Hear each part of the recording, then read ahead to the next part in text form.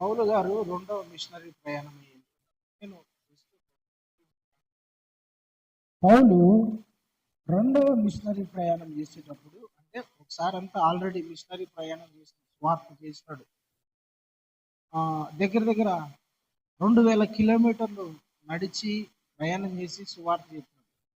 రెండవసారి మరలా అతను సువార్త చేయడానికి గ్రామాలు పట్టణాలు లేదంటే కొన్ని ప్రాంతాలను దర్శించాలా, అక్కడికి వెళ్ళి సువార్త చెప్పాలని వెళ్ళినప్పుడు ఈ ఫిలిప్పి పట్టణంలో, ఫిలిప్పి కాదు కానీ వేరే గ్రామం, వేరే మాసిదోనియా అనే ప్రాంతంలో సువార్త చేస్తా ఉన్నప్పుడు ఈ ఎపఫ్రోదితు అనే వ్యక్తి పౌలు మాటలు విని యేసుక్రీస్తు గురించి విని మారు మనసు పొంది రక్షణ పొందాడు. ఈ ఎపఫ్రోదితు ఎవరంటే ఒక అన్య దేశస్తుడు లేదంటే అన్య జాతికి సంబంధించిన వాడు. వాళ్ళ అమ్మ నాన్న విగ్రహారాధన చేసేవాళ్ళు. యేసుక్రీస్తు అంటే ఎవరో తెలియదు వాళ్ళకు. అయితే పౌలు గారు సువార్త చెప్పినప్పుడు యేసుక్రీస్తుని సొంత దేవునిగా రక్షకుడిగా అంగీకరించి తన హృదయంలో యేసు ప్రభుని చేర్చుకొని మారు మనసు పొంది రక్షణ పొందినాడు. ప్రైజ్ ది లార్డ్, హల్లెలూయా. రక్షణ పొందిన తర్వాత ఈ వ్యక్తిని పౌలు కొన్ని రోజులు, అంటే సేవకుడు పౌలు, అపోస్తులైన పౌలు కొన్ని రోజులు ఇతన్ని పౌలు గారి దగ్గర పెట్టుకొని సువార్త గురించి, యేసు ప్రభు గురించి స్పష్టంగా చెప్పడము, దేవుని గురించి అతనికి విశుద్ధపరచడము, అతని దగ్గర పరిచారకునిగా పరిచర్య చేసే వ్యక్తిగా పెట్టుకున్నప్పుడు పౌలు గారి మాటలన్నీ విని సువార్త భారం కలిగి నేను కూడా పరిచర్య చేయాలా, నేను కూడా దేవుని కొరకు సేవ చేయాలా, నేను కూడా సేవకుని కావాలా, నేను కూడా ఒక సంఘానికి కాపరి కావాలా, మా నాయకుడు మా ఆత్మీయ తండ్రి గ్రామాలు దేశాలు పట్టణాలు తిరిగి యేసుక్రీస్తు గురించి ప్రకటిస్తున్నాడు, నేను కూడా అట్లా మారాలని ఆశ కలిగి యేసుక్రీస్తు కొరకు పరిచర్య చేసేవానిగా సేవకునిగా సమర్పించుకున్నాడు. అట్లా సమర్పించుకున్నప్పుడే పౌలు ఏం చేశాడంటే ఫిలిప్పీలో ఉన్న సంఘములో ఇతన్ని సేవకునిగా పెట్టినాడు. ప్రైజ్ ది లార్డ్, హల్లెలూయా. సేవకునిగా పెట్టినాడు. ఈ ఎపఫ్రోదితు ఫిలిప్పీ సంఘానికి కాపరి, ఫిలిప్పీ సంఘములో సేవకుడిగా ఉన్నాడు, సేవ చేస్తున్నాడు కొన్ని సంవత్సరాలు. చేసిన తర్వాత పౌలు ఖైదీగా ఉన్నాడని తెలుసుకున్నాడు. పౌలు బందీగా ఉన్నాడు, సువార్త చెప్తా ఉంటే యేసుక్రీస్తు గురించి ప్రకటిస్తా అంటే ఆయనను అరెస్ట్ చేసి రోమా ప్రభుత్వంలో ఉన్న ఆ జైల్లో పెట్టినారని ఈ ఎపఫ్రోదితు తెలుసుకొని పౌలు గారి దగ్గరికి పోయినాడు. సంఘములో ఉన్న కొంతమందికి అప్పగించి, అమ్మలారా, అక్కలారా, సహోదరులారా, సంఘ పెద్దలారా, నేను మా ఆత్మీయ నాయకుడైన సేవకుడు పౌలు గారి దగ్గరికి పోతానా, మీరు సంఘాన్ని జాగ్రత్తగా కాపాడుకోండి, జాగ్రత్తగా ఉండండి, మీరు ప్రార్థన చేసుకుంటానండి, ప్రతిరోజు ఆదివారం కూడుకుంటానండి, సంఘ ప్రార్థనలలో సహవాసంలో తప్పక కూడుకుంటా ఉండండి, సంఘ పెద్దలకు తర్వాత సంఘములో ఉన్న నాయకులకు అప్పగించి పౌలు గారి దగ్గరికి వెళ్ళిపోయి పౌలు గారి దగ్గర కొన్ని రోజులు అక్కడ ఉన్నాడు. ఎందుకంటే ఖైదీగా ఉన్నాడు కదా తన ఆత్మీయ నాయకుడు. ఆయనను చూసి ఉండబట్టలేక అక్కడ ఆయన దగ్గర కొన్ని రోజులు ఆయన పరామర్శించి ఆయనకి ఏమైనా ఇబ్బంది ఉందా, కష్టం ఉందా, లేదంటే ఏదైనా బాధలలో ఉన్నాడా, సమస్యలలో ఉన్నాడని సంఘాన్ని వేరే వాళ్ళ చేతులు పెట్టి వెళ్ళిపోయినాడు. దేవునికి స్తోత్రం, హల్లెలూయా. అయితే సేవకుడున్నంత వరకు సంఘం బాగుంది. తిమోతి సంఘంలో సేవకునిగా పనిచేశాడు. పౌలు సంఘాన్ని స్థాపించాడు. తర్వాత ఎపఫ్రోదితు అనే ఈ వ్యక్తి కూడా సంఘములో ఉన్నంత వరకు సంఘం బాగుంది. అయితే సంఘము, ఈ సేవకుడు ఎప్పుడైతే నా ఆత్మీయ తండ్రి దగ్గరికి వెళ్తానని సంఘ పెద్దలలో చేతులు పెట్టిపోయిన తర్వాత సంఘంలో కొన్ని గలిబిల్లులు అనేది స్టార్ట్ అయినాయి.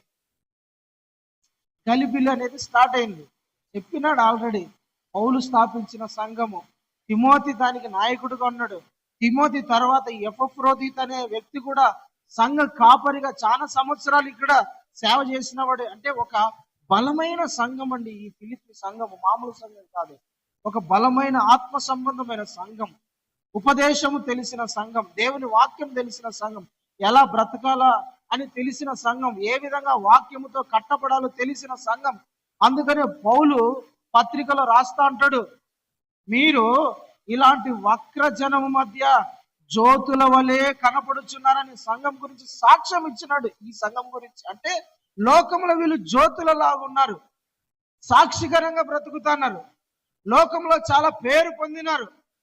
దేవుని బిడ్డలని, క్రీస్తు సైనికులని, తర్వాత దేవుని కొరకు రోషంగా బ్రతికే వాళ్ళని, పాపము చేయని వారని, పరిశుద్ధులుగా బ్రతికే వాళ్ళని లోకంలో నుంచి సాక్ష్యం పొందినారు. ఒకసారి ఫిలిప్పీ పత్రిక 2:15 చదవండి. ఫిలిప్పీ పత్రిక 2:15. అట్టి జనమున మధ్య మీరు జీవవాక్యమును చేత పట్టుకొని లోకమందు జ్యోతుల వలె కనబడుచున్నారు. హల్లెలూయా. ఈ సంఘము లోకంలో ఎట్లా కనపడుతుందని తెలిసిన? జ్యోతి వలె, జ్యోతుల వలె. ఆకాశంలో కనపడే నక్షత్రము ఎంత స్పష్టంగా రాత్రి కనపడుతుందో, లోకంలో ఈ సంఘం అట్లా కనపడుతుంది. ఈ సంఘంలో ఉన్న సభ్యులు అట్లా కనపడుతున్నారు. లోకంలో లోకానికి జ్యోతులలాగా కనపడుతున్నారు. అంటే వీళ్ళు ఒక ప్రత్యేకమైన జీవితం, ప్రత్యేకమైన శైలి, దేవుని వాక్య ప్రకారం బ్రతకడం బట్టి లోకము ఆశ్చర్యపోయిందండి వీళ్ళని చూసి. పౌలు గారు సాక్ష్యం ఇస్తున్నారు. హల్లెలూయా, హల్లెలూయా, దేవునికి మహిమ కలుగును గాక. అలాంటి సంఘము, అలాంటి మహిమ గల సంఘం, అలాంటి సంఘంలో ఈ ఎపఫ్రోదితు అనే వ్యక్తి సేవకుడుగా ఉన్నాడు. అయితే పౌలుకు కొన్ని ఇబ్బందులు ఎదురవడం వలన, కష్టాలు ఎదురవడం వలన, జైల్లో ఉండడం బట్టో ఈ సంఘాన్ని కొంతమంది సంఘ పెద్దల చేతులు పెట్టి వెళ్ళిపోయినాడు. వెళ్ళిపోయిన తర్వాత ఈడ కొంచెము డిస్టర్బెన్స్ అయిపోయింది సంఘం. అదే ఫిలిప్పీ పత్రిక 4:1 ఉంటది. 1 నుంచి ఒకసారి చదవండి. కావున నేను అపేక్షించు నా ప్రియ సహోదరులారా, నా ఆనందమును నా కిరీటమునైన నా ప్రియులారా, మీరు ప్రభువునందు స్థిరులై ఉండండి, ప్రభువునందు ఏక మనస్సు గలవారై ఉండండి. ఉండుడని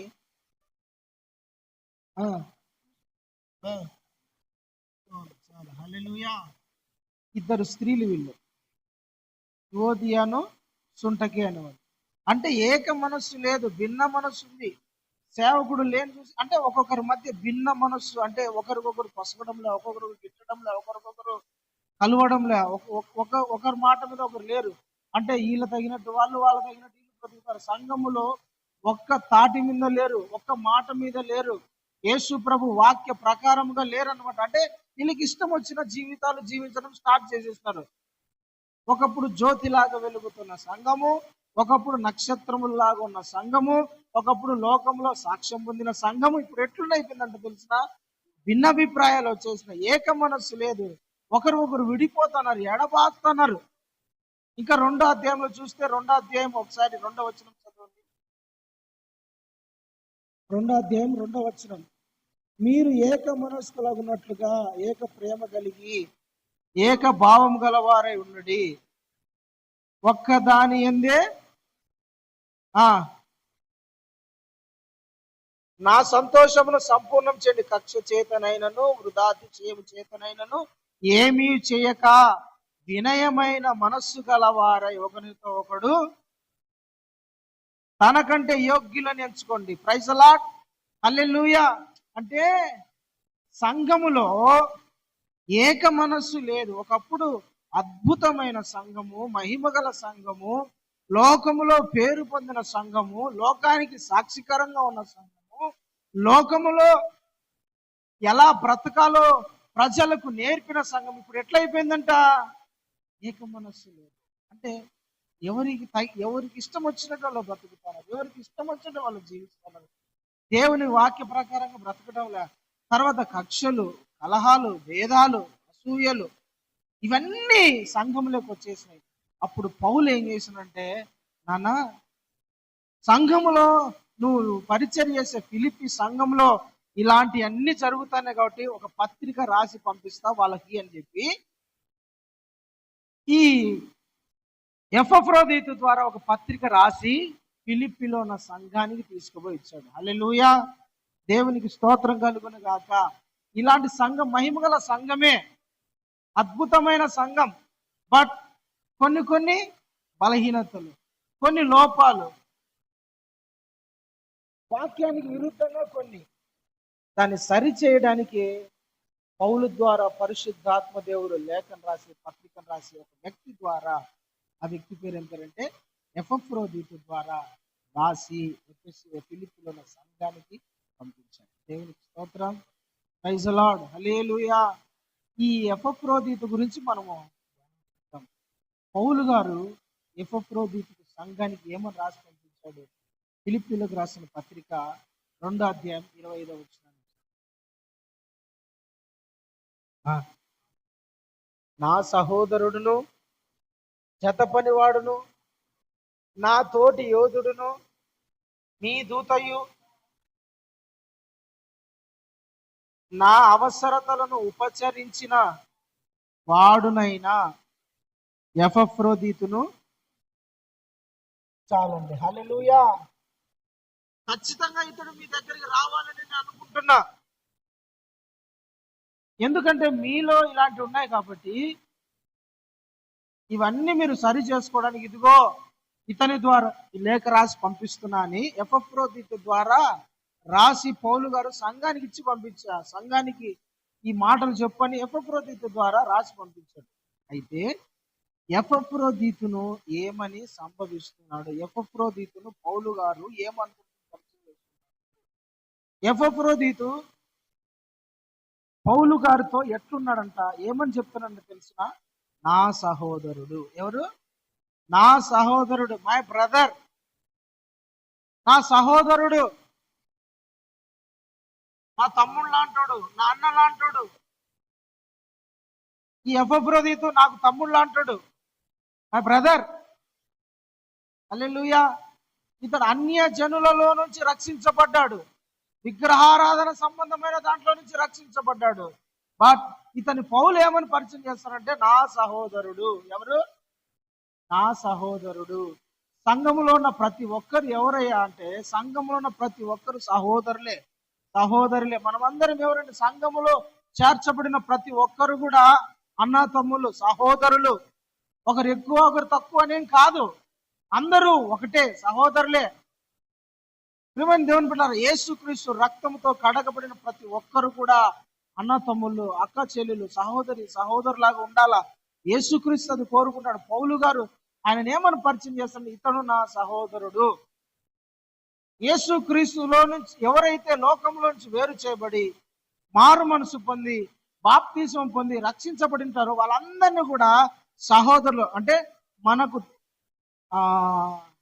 కన్నలాగా, ఒక తమ్ముళ్ళలాగా, ఒక చెల్లిలాగా, ఒక అక్కలాగా భావించాల. క్రీస్తు యేసునందు యూదుడని, గ్రీసు దేశస్థుడని భేదము లేదంట. గలతీ పత్రిక 3లో ఉంటది. క్రీస్తు యేసునందు యూదుడని, గ్రీసు దేశస్థుడని భేదం లేదు. స్త్రీ అని, పురుషుడని లేదంట.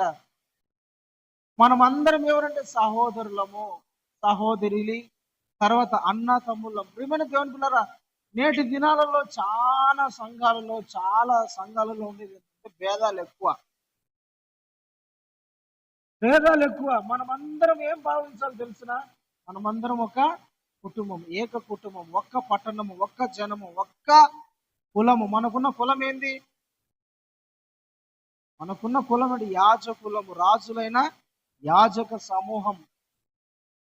మనకున్న కులములో నుంచి వేరు చేయబడ్డాం, మతములో నుండి వేరు చేయబడ్డాం, ప్రాంతములో నుండి వేరు చేయబడ్డాం, అన్యజనుల సాంప్రదాయాలలో నుండి వేరు చేయబడ్డాం. ఇప్పుడు ఎవరము మనం అంటే, ప్రియమైన దేవుడు యేసు క్రీస్తులో మనం అందరం కూడా సహోదరులమే, ఒక్క జనమే, ఒక్క పట్టణమే, క్రీస్తునందు ఒక్క శరీరములో ఉన్న అవయవాలమే. ఎవరు కూడా నేను హెచ్చు నేను తగ్గు అనుకోవడానికి వీల్లేదు. పౌలు ఎంత గొప్పవాడు! పౌలు స్వార్థ చెప్తే రక్షించబడిన వాడు ఎపఫ్రోదీతు. పౌలు స్వార్థ చెప్తే పౌలు కాలంలో రక్షించబడినవాడు, పౌలు వాక్యం చెప్తే రక్షించబడినవాడు. అతన్ని ఏమని పరిచయం చేస్తున్నాడు? నా సహోదరుడు. ప్రియమైన దేవుని బిడ్డలారా, మనం అందరం కూడా మన మనసులో ఇది ఉండాలా. నా సహోదరుడు, నా సహోదరి, నా తమ్ముడు, నా అన్న అన్న ఫీలింగ్ లో రావాలి. సంఘం అంతా కూడా చాలా ఇలాంటి మనసు కలిగి ఉండాలనేది యేసయ్య కోరుకుంటాం. మీరందరూ సహోదరులు. యేసయ్య అన్నాడు, మీలో హెచ్చని తక్కువని ఎవరు లేరు, పెద్ద గొప్ప ఎవరు లేరు, మీరందరూ కూడా సహోదరులని పిలువబడాలంట. హల్లెలూయా. దేవునికి స్తోత్రం కలుగునుగా. మనమంతా వేరు చేయబడిన ప్రజలం. ఎక్కడి నుండి? లోకంలో నుండి మన ప్రభు అయిన యేసుక్రీస్తు మనల్ని వేరు చేసి ఒక్క శరీరంగా పెట్టాడు. ఒక్క అవయముగా, ఒక్క పట్టణంగా, ఒక్క జనంగా మనందరము కూడా సహోదరులమే. అంటే సహోదరులు పక్కన వాళ్ళు మన సహోదరులు కాదా? సంఘములో అందరూ కూడా మన సహోదరులు. ఈ ఫీలింగ్ రావాలా సంఘంలో అందరికీ. ఈ ఫీలింగ్ రావాలా, ఈ మనసు రావాలా, ఈ మారు మనసు కలగాల సంఘంలో. ఇట్లా ఉండాలా, వీళ్ళందరూ నా సహోదరులే, వీళ్ళందరూ నా సహోదరులే, ఈ ఫీలింగ్ కలగాల. చాలా మందిలో ఇలాంటి ఫీలింగ్ ఉండదు. అంటే నా సహోదరుడే, నా సహోదరి అని ఉండదు. రక్షించబడిన ప్రతి ఒక్కరూ మన సహోదరులే. హల్లెలూయా, హల్లెలూయా. ప్రేమని దేవుని బిడ్డలారా, పౌలు ఏమని పరిచయం చేసుకుంటాడు అతనితో? నా సహోదరుడు. మన సంఘంలో ఉన్నా, బయట ఉన్నా, ఎక్కడున్నా సరే యేసుక్రీస్తు రక్తంలో కడగబడిన ప్రతి ఒక్కరూ సహోదరులే. ఎక్కువ తక్కువ అనే భేదాలు ఉండకూడదు. అందరూ సమాధానంగా ఉండాలా, అందరూ ఐక్యతగా ఉండాలా, అందరూ ప్రేమ కలిగి ఉండాలా, అందరూ సహోదరులుగా ఉండాలా, అందరూ ఒక్క శరీరంగా ఉండాలి. దేవునికి స్తోత్రం. Praise the Lord. ఒకసారి ఆ మాట చదువుతారా? గలతీ పత్రిక 3వ అధ్యాయము 27వ వచనం.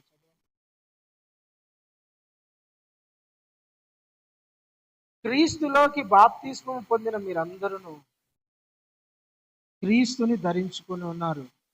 ఇందులో యూదుడని, క్రీస్తు దేశస్థుడని లేదు, దాసుడని స్వతంత్రుడని లేడు, పురుషుడని స్త్రీ అని లేదు. యేసుక్రీస్తునందు, హల్లెలూయా, యేసుక్రీస్తునందు మీరందరూ కూడా ఏకముగా ఉన్నారంటే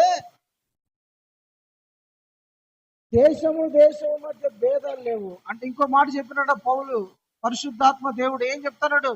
దాసుడని, యజమానుడిని దాసుడని లేదంట, పనుడు ఓనర్ అని లేదంట. అందరూ ఎవరు? క్రీస్తునందు ఒక్కటిగా ఉన్నారు. ఏ భేదం లేని వారుగా ఉన్నారు. క్రీస్తునందు ఒకటే, మీరందరూ ఏకమై ఉన్నారు. ఎఫెసీ పత్రికలో ఉంటది, మీరందరూ ఏక పట్టణమై ఉన్నారు, మీరందరూ దేవుని ఇండ్లై ఉన్నారు, మీరందరూ దేవుని ఆలయమై ఉన్నారు, మీరందరూ దేవుని శరీరమై ఉన్నారు. హల్లెలూయా, దేవునికి స్తోత్రం. ఇప్పుడు మన సహోదరుడు ఉన్నాడు. నా వైపు చూస్తా జాగ్రత్తగానండి.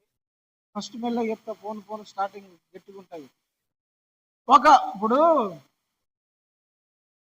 ఒక అన్న తమ్ముళ్ళు ఉన్నారు, ఇద్దరు అన్న తమ్ముళ్ళు ఉన్నారు. ఇద్దరు అన్న తమ్ముళ్ళు ఒక తండ్రి కొడుకు, ఒక తల్లి కడుపులో నుంచి, ఒక తల్లి కడుపులో నుంచి వచ్చి ఒక తండ్రికి బిడ్డలుగా ఉన్నారు అనుకోండి. వాళ్ళిద్దరికి వేరు కులం ఉంటుందా? వేరు కులం ఉంటుందా? వాళ్ళు ఇద్దరు విభజిస్తానంటే నువ్వు వేరు నేను వేరు, నువ్వు వేరు నేను వేరు. ఈ భావన రాకూడదు సంఘాలలో, విశ్వాసులలో, దైవజనుల మధ్య, పాస్టర్ల మధ్య ఈ భావం రాకూడదు. చాలా మంది ఇప్పటి కూడా ఇప్పటికి కొంతమంది, కొన్ని సంఘాలలో, కొంతమంది విశ్వాసులలో, కొంతమంది సేవకులలో ఇది కనపడుతోంది. ఇంకా వేరే, ఇంకా సపరేట్ కాదండి. యేసుక్రీస్తులో కడగబడిన తర్వాత, యేసుక్రీస్తులో బాప్తిజం తీసుకున్న తర్వాత అందరూ ఒకటే. దాసుడని లేడు, స్వతంత్రుడని లేడు, ఇద్దరు ఒకటిగా ఉన్నారు. సహోదరులు సహోదరిగా పిలువబడుతున్నారు. హల్లెలూయా, దేవునికి స్తోత్రం కలుగును గాక. ఆమేన్. మనందరము సహోదరు. రెండోది ఏంటంట? నా జత పనివాడు.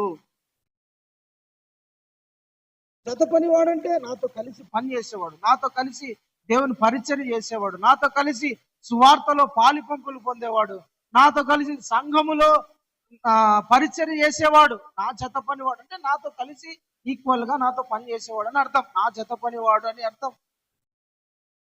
ఎపఫ్రోదీతు గురించి పౌలు చెప్తున్న మాట, తన ఆత్మీయ కుమారుని గురించి చెప్తున్న మాట ఏంటంటే, ఇతడు నా జత పనివాడు. Praise the Lord. ఒక సేవకునితో సంఘము, సంఘ విశ్వాసులు అందరూ కలిసి పని చేయాలి. ఇదేంటి? ఒక తోట, ఒక పొలం. సంఘం అనేది ఒక పొలం. అట్లాగనే లోకం అనేది కూడా ఒక పొలమే. దేవుడు సంఘాన్ని ఒక పొలంతో పోల్చినాడు, అట్లాగే దేవుడు ఒక లోకాన్ని కూడా పొలంతో పోల్చినాడు. ఇది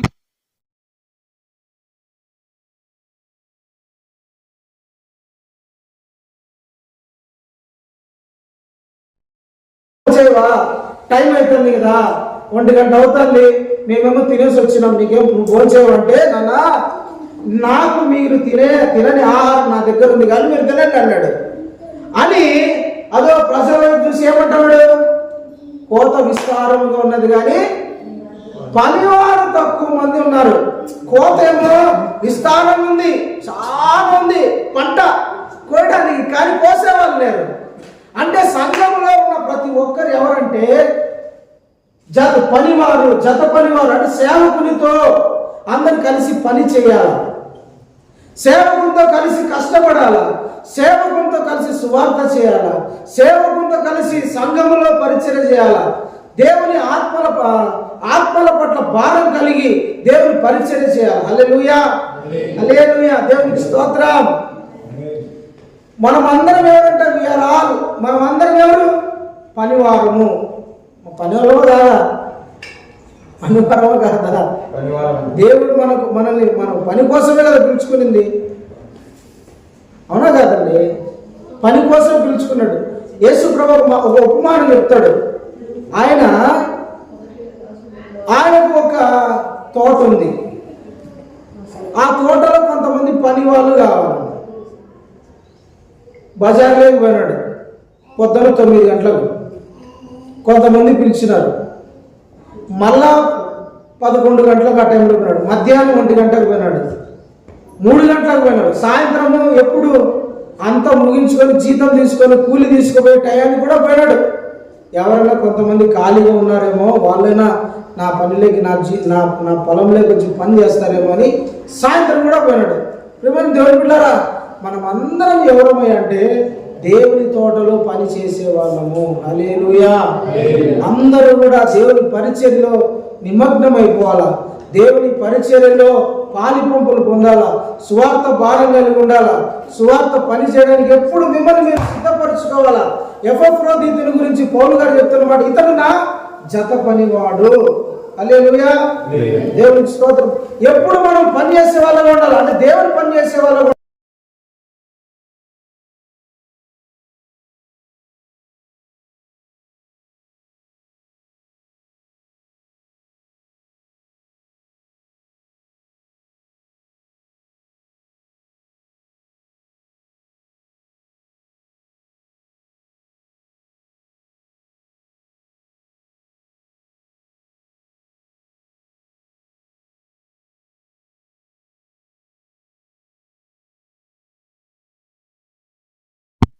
నువ్వు సేద్యపరచు అంటే ప్రతి ఒక్కరికి సంఘములో పని ఉండాలి, లోకములో కూడా పరిచర్య చేయాలండి.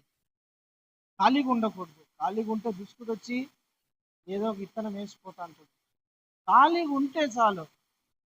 సువార్త పనైనా చేయాలా, వాక్యమైనా చెప్పాలా, లేదంటే వాక్యాన్ని సిద్ధపడనన్నా సిద్ధపడాలా, దేవుని గురించి ధ్యానమన్నా చేయాలా, దేవుని మనసు తెలుసుకోవడానికన్నా ప్రయత్నం ఏదో ఒకటి చేయాలి. ఖాళీగా మట్టుకు ఉండకూడదు.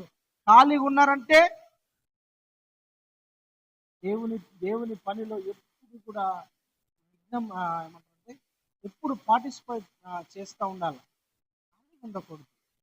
హల్లెలూయా, దేవునికి స్తోత్రం. ఎప్పుడు అవకాశం దొరికిందా, సమయం దొరికిందా దేవుని పని చేయాలి, కష్టపడాలి, దేవుని కొరకు ప్రయాసపడాలి, స్వార్థ భారం కలిగి ఉండాలా.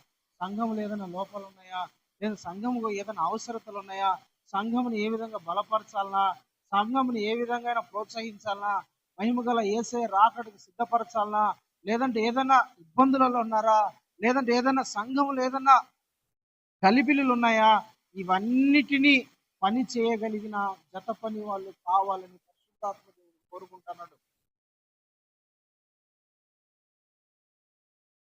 సంఘములో పని వాళ్ళు కావాలా, సేవకునికి జత పనివాడు కావాలి. ఒకడు ఎంతసేపు దున్నుతాడు, ఒకడు ఎంతసేపు విత్తనాలు వేస్తాడు, ఒకడు ఎంతసేపు కోస్తాడు, ఒక వ్యక్తి ఎన్ని ఎకరాలు పని చేయగలడు, ఒక వ్యక్తి ఎన్ని ఎకరాలు పని చేయగలడు. అదే ఇద్దరు ముగ్గురు కలిస్తే పని డబుల్ అవుతుంది కదా. అదే ఇద్దరు ముగ్గురు కలిస్తే ఎంత పనైనా కూడా ఈజీగా సులభంగా చేసేయచ్చు. పౌలు ఏం చెప్తానంటే, నా జత హల్లెలూయా. చాలా సంఘాలలో విశ్వాసులు ఉన్నారు కానీ పని వాళ్ళు లేరు. సేవకునితో కలిసి పని చేయడానికి, సేవకునితో కలిసి దేవుని రాజ్యములో కష్టపడడానికి, చాలా మంది కలిసి దేవుని రాజ్యాన్ని కట్టడానికి, చాలా మంది కలిసి దేవుని మందిరము, దేవుని పరిచర్యను, విశ్వాసులను సంపూర్ణతలోకి నడిపించడానికి జత పనివారు లేరు. కేవలం విశ్వాసులుగా ఉన్నారు, ఏదో వచ్చిపోయే భక్తులుగా ఉన్నారు కాదు. ప్రతి ఒక్కరు ఎట్లా మారాలంటే దైవజనులతో కలిసి, పాస్టర్ గారితో కలిసి పని చేసే వ్యక్తులుగా ఉండాలా. పాస్టర్ గారు, అన్న ఎక్కడికి వెళ్దాం, ఏ పరిచయం చేద్దాం, ఎక్కడ సువార్త ప్రకటిద్దాం, సంఘంలో కొద్దిసేపు ప్రార్థన చేద్దామన్నా, ఏం సంఘంలో ఈ ప్రాబ్లం ఉంది, ఎట్లా సరి చేయాలా, ఎట్లనో నాకు చెప్పు, ఐడియా చెప్పు, నేను చేస్తా. ఇక్కడ సువార్తకు వెళ్ళాలనుకుంటున్నా, ఏ విధంగా చెప్పాలా, అక్కడ ఏ విధంగా ఆత్మలను సంపాదించాలి నాకు నేర్పించు, ఏ విధంగా నేను దేవుని రాజ్యాన్ని కట్టాలా నాకు నేర్పించన్నా అనే జత పని వారు లేపబడాలి ప్రతి సంఘంలో. ప్రైజ్ ది లార్డ్, హల్లెలూయా. ప్రియమైన దేవుని బిడ్డలారా, సంఘములో జత పని వారు ఉంటే సంఘము బలంగా ఉంటది. ఆత్మలను దేవుడు, లోకంలో ఉన్న ఆత్మలు నశించిపోయి ఆత్మలు త్వరగా రక్షించబడడానికి దేవుడు వాడుకుంటాడు. ఈ ఎపఫ్రోదితు పౌలుకు జత పనివాడు. దేవునికి స్తోత్రం, హల్లెలూయా, హల్లెలూయా. మీరు అందరూ కూడా దేవుని తోటలో పనిచేసే వాళ్ళగా ఉండాలి. పరమగీతంలో ఒక మాట ఉంటుంది, నా ద్రాక్ష తోటను చెరుపు గుంటనక్కలు పడుతున్నాయి, దానిని కాపాడుతున్నాయి. ద్రాక్ష తోటను చెరపడానికి గుంటనక్కలు పడుతున్నాయి, దానిని కాపాడుతాంరా. ద్రాక్ష తోట అంటే సంఘమే, గుంటనక్కలు అంటే దుష్టుడు, దుష్ట ఆలోచనలు, ఇవన్నీ వచ్చి సంఘాన్ని పాడు చేస్తున్నాయి. నాతో కలిసి రండి, మనము సంఘాన్ని లేదంటే ఆ గుంటనక్కలను పారదోల్దాం అని అక్కడ ఉంటుంది పరమగీతంలో గ్రంథంలో 2వ అధ్యాయంలో అనుకుంటా. రండి పారదోల్దాం. ఈ గుంటనక్కలు వచ్చి ఏం చేస్తున్నాయి, ద్రాక్ష తోటను చెరుపుతున్నాయి, పాడు చేస్తున్నాయి. వచ్చిన కాపును, ఫలించిన ఆ ఫలాలనన్నీ గుంటనక్క వచ్చి ఏం చేస్తుంది, తినేస్తుంది. ఆ ద్రాక్ష తోటను చెరుపుతుంది, ఆ ద్రాక్ష తోటను పాడు చేస్తుంది, ఆ ద్రాక్ష తోట యజమానునికి నష్టం కలగజేస్తుంది. కాబట్టి పని వాళ్ళు లేరు. రండి, వెళ్ళి ఆ గుంటనక్కలు పారదోల్దాం. దేవునికి స్తోత్రం, హల్లెలూయా. ప్రియమైన దేవుని బిడ్డలారా, చాలా సంఘానికి నష్టం జరుగుతుంది, సార్వత్రిక సంఘానికి నష్టం జరుగుతుంది, స్థానిక సంఘాలకు నష్టం జరుగుతున్నాయి. అయితే పారదోలగలిగినట్టుగా, ద్రాక్ష తోటను కాపకాయగలిగినట్టుగా, గుంటనక్కలు రాకోకుండా, అబద్ధ బోధలు, దుర్బోధలు, సంఘములో గలిబిలులు ఇవన్నీ రాకోకుండా కాచే కాపలాదారులు తక్కువ మంది ఉన్నారు, లేరు కొన్ని సంఘాలలో. పౌలు ఏం చెప్తున్నాడు,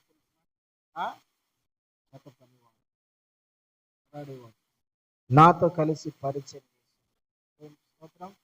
అందరూ కూడా పరిశుద్ధాత్మ శక్తితో దేవుని ఏలియా దినాల్లో దేవుని కొరకు రోషంగా బ్రతికేవాడు ఒక్కడే ఉన్నాడు. ఎంతమంది కనపడుతున్నారు? ఒక ఓబద్య అనే ఒక వ్యక్తి 50 మందిని ఒక చోట 50 మందిని ఒక చోట గృహాలలో పెట్టి తిండి పెట్టి మేపుతాన్నాడంట. ఓబద్య అనే వ్యక్తి కదా, రాజు దగ్గర గృహ నిర్వాహకుడు, ఆహాబు దగ్గర పనిచేసే వ్యక్తి, అతని దగ్గర మేనేజర్. ఈ యెజబెలు ప్రవక్తలను చంపుతాందని తెలిసి అతను ఆ యెజబెలు ప్రవక్తలు లేకుండా చేస్తానని తెలిసి యెరూషలేము ఇజ్రాయెల్ దేశంలో ప్రవక్తలు, యెహోవా ప్రవక్తలు ఎవరైనా ఉన్నారా, బ్రతికున్నారా అని విచారించి 50 మందిని ఒక చోట 50 మందిని ఒక చోట 100 మందిని గృహాలలో పెట్టి కొండలలో వాళ్ళను పోషిస్తా ఉన్నాడు. 3 పూట్ల వాళ్ళని పోషిస్తా ఉన్నాడు. 50 మంది 100 మంది తిని పడుకోవడం నిద్రపోవడం, పడుకోవడం నిద్ర, తినడం పడుకోవడం నిద్ర. భోజనం వస్తుంది, హ్యాపీగా నిద్రపోతున్నాం, యెజబెలు నుంచి తప్పించుకున్నాం, దేవానికి స్తోత్రం అనుకుని పడుకోవడమే ఇల్లు. కానీ రోషంగా బ్రతికేవాడు ఒక్కడే ఉన్నాడంట. ప్రభువా, నీ కొరకు ఈ దేశమంతటిలో రోషంగా బ్రతికేవాడిని నేను ఒక్కడే ఉన్నానయ్యా, మిగతాలు లేరా? ఉన్నారు. ఎందుకు? తినడం పడుకోవడం, తినడం పడుకోవడం. దేవుని కొరకు రోషంగా యెజబెలుకు, యెజబెలు, యెహోవా దేవుడు తప్ప ఏరే దేవుడు కాదు, రోషంగా బ్రతికేవాడు ఒక్కడే ఉన్నాడంట ఏలియా. ఏలియా దినాలలో ప్రవక్తలు లేరా? ఉన్నారు. కానీ దేశం కొరకు నిలబడేవాడు ఒక్కడే. దేశాన్ని పాడు కాకోకుండా, దేశం మీదకి ఉగ్రత రాకోకుండా, దేశం మీదకి నాశనం రాకోకుండా, దేశము నాశనం కాకోకుండా దేవుని పక్షముగా నిలబడి, ప్రజల పక్షంగా దేవుని ఎదుట నిలబడి విజ్ఞాపన చేసేవాడు, కాపాడేవాడు, మొరపెట్టేవాడు ఒక్కడే ఉన్నాడు. అతను ఎవరు? ఏలియా. నేను ఒక్కనే ఉన్నా ప్రభా, రోషముతో నన్ను కూడా యెజబెలు చంపాలని చూస్తుంది ప్రభా, అయినా నేను భయపడ్డా. దేవునికి స్తోత్రం. నేటి దినాలలో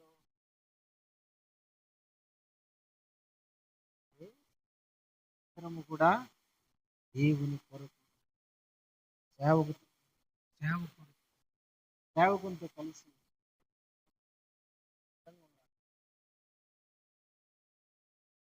దేవుని పరిచర్యను ఎప్పుడు ఆగిపోకుండా సిద్ధంగా ఉండాలని. స్తోత్రం. హల్లెలూయా. సంఘములో సాతానుగాడు చొరబడతాడు,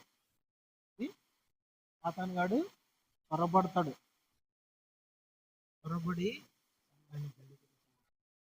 కొన్ని అబద్ధ బోధన, కొన్ని వాక్యాన్ని కలిపి చెరిపోయేదానిలాగా, ఇట్లా కొన్ని రకరకాలుగా సాతానుగాడు సంఘాలలో చొరబడి అని కలిపి సేవకునితో నిలబడి, అవ్వా ఇదో నా సేవకుడు, నేను యెజబెలు ఆత్మ సర్పము యేసు నామమును వదిలిపోవాలని అర్థం చేస్తాను. స్తోత్రం. హల్లెలూయా, హల్లెలూయా. ప్రియమైన దేవుని బిడ్డలారా, మోషే 2 చేతులు పైకెత్తి ప్రార్థన చేస్తున్నాడు. 2 చేతులు పైకెత్తాడు. అమాలేకీయులు అమాలేకీయులు ఇజ్రాయెల్కు వ్యతిరేకంగా యుద్ధం చేస్తున్నారంట. యుద్ధం గెలవాలని సాయంత్రం వరకు 2 చేతులు అట్లా పైకి ఎత్తున్నాడు. ఎవరు? మోషే దైవజనుడు 2 చేతులు పైకి ఎత్తున్నాడు. అతనికి 2 చేతులు ఎంతసేపు ఎత్తాడు? ఒక అర్ధ గంట, గంట సేపు అయితే ఓకే. ఈ 2 చేతులు భారం అయిపోయింది, నొప్పి వస్తుంది. నొప్పి భరించలేకుండా నేను దించినప్పుడు అమాలేకీయుల కత్తి భయంకరంగా ఇజ్రాయెల్ వాళ్ళ మీద పడతాడు. ఇజ్రాయెల్లో చాలా మంది చనిపోతున్నారు. నొప్పి తట్టుకోలేడు. మాకు ఎంతసేపు అని ఉంటాడు మోషే? 2 చేతులు పైకి ఎత్తి. నాకు తెలిసిన ఒక దైవజనుడు ఉన్నాడు, మాస్టర్ సురేష్ గారు, రామగుండంలో ఉంటాడు. ఆయనంట వరకు నేను సాక్ష్యం విన్నా. ఆయన ప్రతిరోజు వారంలో ఒక రోజు ఫాస్టింగ్ ప్రే చేసినప్పుడు 2 చేతులు పైకి కట్టేసుకొని 2 చేతులు అట్లా పైకి కట్టేసుకొని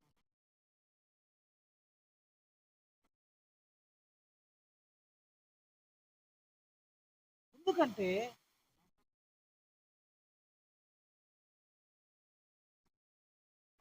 పోరాటాలతో ఉన్నారయ్యా, మనం నిలబడాలయ్యా అని. అట్లా మోషే కూడా అంతే అంతే చేతులు పైకెత్తినప్పుడు వల్ల ఇజ్రాయెల్ గెలుస్తున్నారు. భారం అయిపోయి చేతులు దించినప్పుడు ఇజ్రాయెల్ ఓడిపోతున్నారు. అట్లా కాదని కొంతమంది అహరోన్తో పాటు ఇంకొక వ్యక్తి వచ్చి మా దైవజనుడి చేతులు దించితే ఓటమి ఓటమి ఎదురవుతుంది. శత్రువు వచ్చేస్తాడు, బలంగా పడుతున్నాడు, నాశనం జరుగుతుంది ఇజ్రాయెల్ దేశంలో, ఇజ్రాయెల్ ప్రజల్లో మరణము చూస్తున్నాము. అయ్యో నా దైవజనుడు, మా పాస్టర్ గారు, మా మోషే ప్రవక్త చేతులు దించకూడదని ఇద్దరు రావడము, చేతులు పైకి ఎత్తినప్పుడల్లా వీళ్ళకు విజయం కలిగింది. ఏమండి ఏమంటున్నారా అనండి? మోసేవారు ఉండాలి, జత పని వారు ఉండాలా. జత పని వారు ఉంటేనే సంఘ క్షేమాభివృద్ధి చెందుతుంది, సంఘములేకి నూతన ఆత్మలు వస్తాయి, విజయం పొందుతారు. నేను ఎత్తకోకుంటే ఏం కాదులంటే నీ మీద కూడా ఖడ్గం వస్తుంది, గుర్తుపెట్టుకో. నేను లేకుండా మోసే ఒకటే ఎత్తుకుంటాడు ఓకే, కానీ నువ్వు నిర్లక్ష్యం చేసి ఎత్తకోకుండా ఉంటే మోసేకి భారమైనప్పుడు నువ్వు మోసే వారిగా ఉంటే ఏం కాదు, నాకేమిలే అనుకుంటే నీ మీద కూడా కత్తి వస్తుంది, నీ మీద కూడా శత్రువు వచ్చేస్తాడు, నీ మీద కూడా శత్రువు కత్తి దూయడానికి వస్తాడు.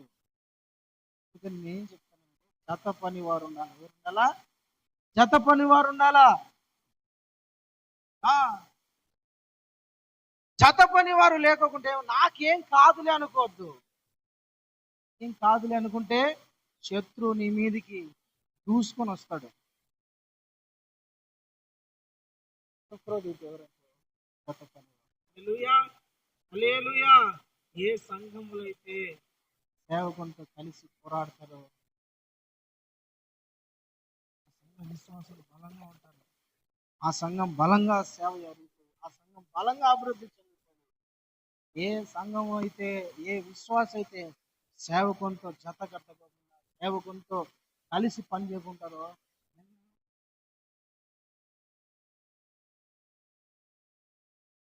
నీకు తెలియదండి. నువ్వు అనుకుంటావు నేను బాగానే ఉన్నా, నీకు తెలియదు నీ మీదకి ఎప్పుడు వచ్చింటాడో శత్రువు. నీకు తెలియకోకుండానే శత్రువు నీ మీదకి ఎప్పుడు వచ్చింటాడో తెలియదు. ఏ కుటుంబంలో అయినా సరే జత కలిగి, అందుకనే యేసు ప్రభు ఒకరొకరిని పంపించచ్చుగా, నొకను పో, ఎందుకు ఇద్దరు అనొచ్చు కదా. ఇద్దరిని పంపించానండి. ఎక్కడ ఇద్దరు ముగ్గురు నా నామమున ప్రార్థన చేస్తారు అక్కడ ఉంటాను. వెళ్ళేటప్పుడు ఇద్దరు వెళ్ళమన్నాడు. ప్రసంగి గ్రంథంలో ఉంటది, 3 పెట్ల 3 పెట్ల తాడు త్వరగా దిగిపోదు కదా. ఎక్కడికి వెళ్ళినా ఇద్దరు వెళ్ళమన్నాడు. ఏం చేసినా ప్రార్థన చేసిన ఇద్దరు ఏక మనస్సు కలిగి ఉండి ప్రార్థన చేయమన్నాడు. ఎందుకంటే ఏక మనసుతో, లేదంటే ఇద్దరు పరిశుద్ధులు, ఇద్దరు ప్రార్థనా పరులు, ఇద్దరు విశ్వాసులు, ఇద్దరు వాక్యం తెలిసిన వాళ్ళు, ఇద్దరు సువార్థికులు కలిసి పని చేస్తే, కలిసి ప్రార్థన చేస్తే అక్కడ దేవుని అద్భుతాలు జరుగుతాయి. శత్రువుకు ఓటమి ఖచ్చితంగా అక్కడ జరుగుతుందండి. నీ కుటుంబమైనా సరే, నీ కుటుంబంలో ఇద్దరు కలిసి ప్రార్థన చేస్తే, ఇద్దరు కలిసి ప్రార్థన చేయగలిగితే నీ కుటుంబంలో అద్భుతాలు జరుగుతాయి, మహిమగల కార్యాలు జరుగుతాయి. శత్రువు నీ ఇంటి మీదకి రాకోకుండా నీ ప్రార్థన బలముగా అగ్నిలాగా ఆ శత్రువును అడ్డుకుంటా ఉంటది. ఇద్దరి ప్రార్థన, ఇద్దరి విశ్వాసము, ఇద్దరి వాక్య ధ్యానం, ఇద్దరి పరిచర్య, ఇద్దరి సేవ, ఇద్దరి సువార్త, అది బలమైనది. ప్రైజ్ ది లార్డ్, హల్లెలూయా. ఎప్పటికైనా గుర్తుపెట్టుకోవాలి సరే.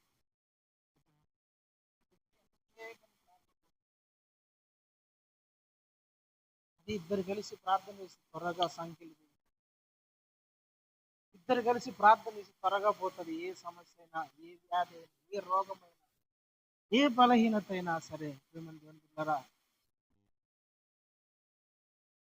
ఏదైనా సరే కలిసి పనిచేస్తే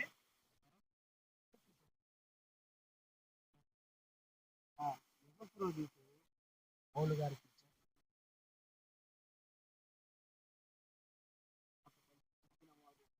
నాతో సువార్త పని చేసిన వాడు. అందుకని పౌలు గారు అన్ని సంఘాలు కట్టగలిగారు. ప్రైజ్ ది లార్డ్, హల్లెలూయా. రెండోది ఏంటంట, ఏమాటుంది నాన్న, నా తోటి యోధుడు.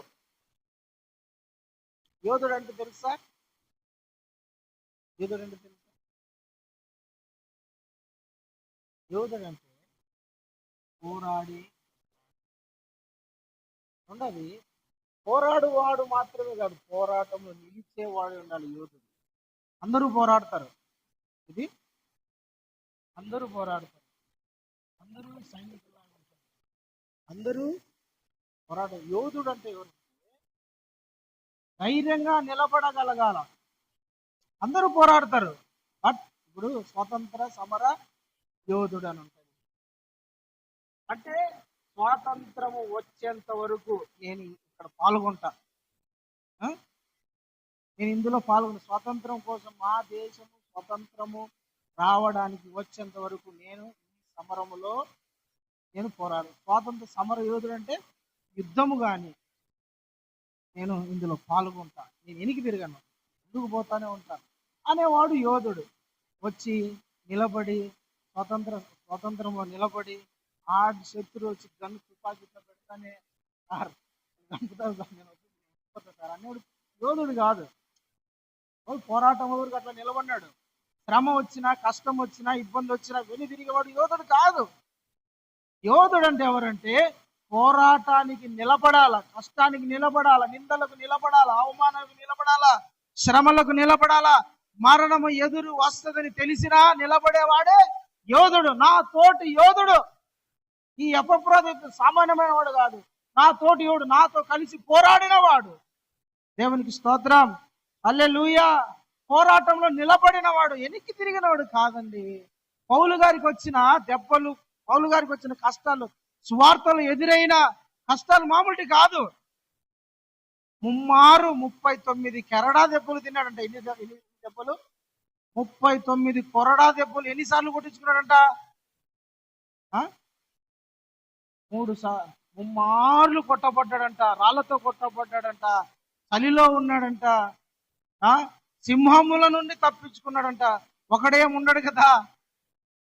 ఏంది ఆ సేవ కూడా, నీతో వస్తే నాకు ఇదేంది కొట్లాటలు, వాళ్ళు రాళ్ళు ఎత్తుకొని ముందుకు వస్తున్నారయ్యా, చంపడానికి వస్తాను, నేనున్నాను నాయన, నువ్వు చేసుకొని సేవ నాకొద్దా అన్యుడు యోధుడు కాడు. ఇప్పుడు నాతో కలిసి పోరాడాడు. హల్లెలూయా.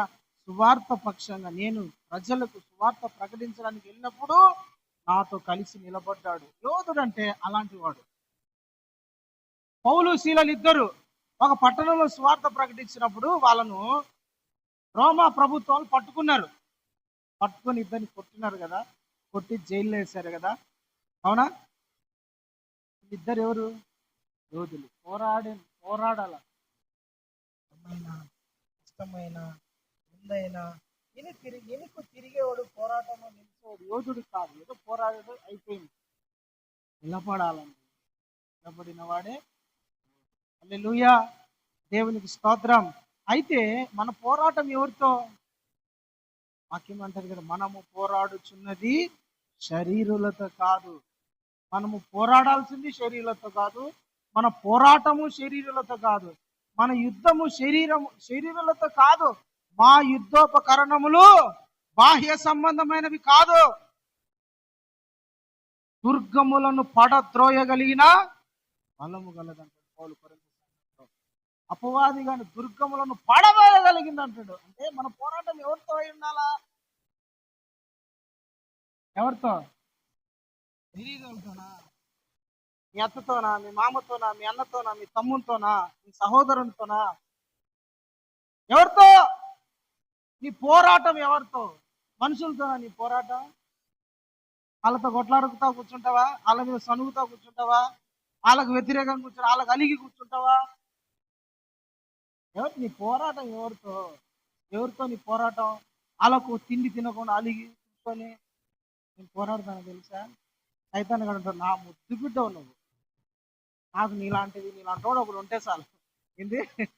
నా ముద్దు బిడ్డ, నా దగ్గర ఉన్న ఆఫర్లని నీకు అంటాడు.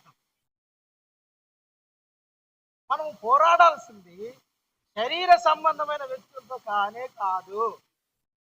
మాట్లాడుకోకుండా ఉంటే నేను పోరాడుతున్నా అనుకుంటారు చాలా మంది.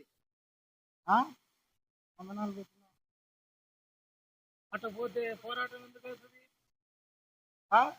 పోరాటం ఎవరితో పోరాడాలి? మనం శరీరాలతో కాదు పోరాడాలి, మన ఎదురుగుండే వాళ్ళతో కాదు పోరాడాలి, మనుషులతో కాదు పోరాడాల్సింది. మనం పోరాడాల్సిన పోరాటం ఒకటి ఉంది. ఆత్మ సంబంధమైన పోరాటం ఒకటి ఉంది. శరీర సంబంధమైన పోరాటం కాదు మనది. అందుకని ఒక అక్క పాడిన పాట, పోరాడుతాను నిత్యము విజయమనే సత్యము, వాక్యమును ఖడ్గము చేతబట్టి విశ్వాసమును డాలు ఎత్తిపట్టి, పోరాడుతాము నిత్యము విజయమనే సత్యము. పాడబడింది ప్రసన్న. అద్భుతమైన పాట. భలే ఉంటుంది అక్క పాట రాసిన. అంటే మన స్టైల్లో రాస్తుంది కానీ సూపర్గా ఉంటాయి పాటలు. స్తోత్రం, హల్లెలూయా. అంటే మనము పోరాడాల్సింది శరీరాలతో కాదండి. మనము పోరాడాల్సింది ఆత్మ సంబంధమైన పోరాటం. దురాత్మల సమూహముతో పోరాడాలి మనం. ఆత్మల లోకముతో పోరాడాలి మనం. అదృశ్యమైన కంటికి కనపడని పరిస్థితులతో మనం పోరాడాల. మనం పోరాడాల్సింది ఈ శరీర సంబంధమైన వాటితో కాదు. పోరాడాలి ఆత్మ సంబంధమైన పోరాటం. హల్లెలూయా, ప్రైజ్ ది లార్డ్. విశ్వాస సంబంధంగా నువ్వు నడుస్తా ఉన్నప్పుడు, ప్రభు మార్గంలో నడుస్తా ఉన్నప్పుడు నీకు పోరాటాలు ఎదురవుతాయి. నీ శరీరమే కొన్నిసార్లు సహకరించదు. నీ శరీరం దేవునికి లోబడదు.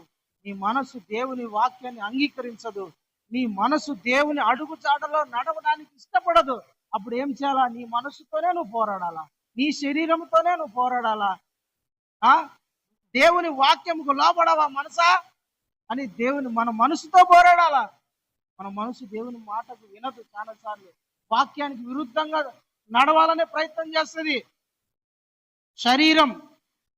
అప్పుడు మనం పోరాడాలా. పోరాడాలా. తర్వాత దురాత్మల సమూహముతో పోరాడాలి. దేవునికి మహిమ కలుగును గాక. హల్లెలూయా, హల్లెలూయా. పోరాడేవాడే యోధుడు. పోరాటంలో నిలిచి ఉండి తట్టుకొని భరించి సహించి విజయం పొందేవాడే యోధుడు. అట్ట కాదు, అమ్మో నేను యుద్ధం తట్టుకోలేకుండా ఆడొక కత్తి నన్ను పొడుసు అంటాడు చూసినావు సౌలు.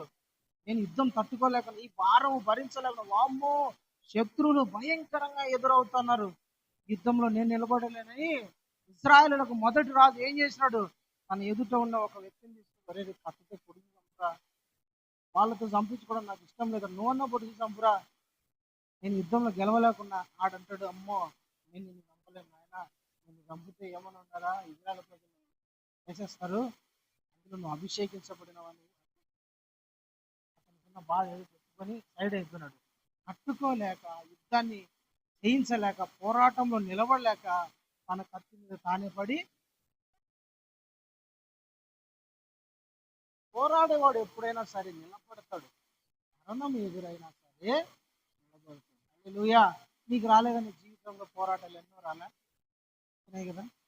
జీవితంలో ఎన్నో సమస్యలు ఎదురవుతాయి, జీవితంలో ఎన్నో కష్టాలు ఎదురవుతాయి, జీవితంలో ఎన్నో ప్రతికూల పరిస్థితులు ఎదురవుతాయి.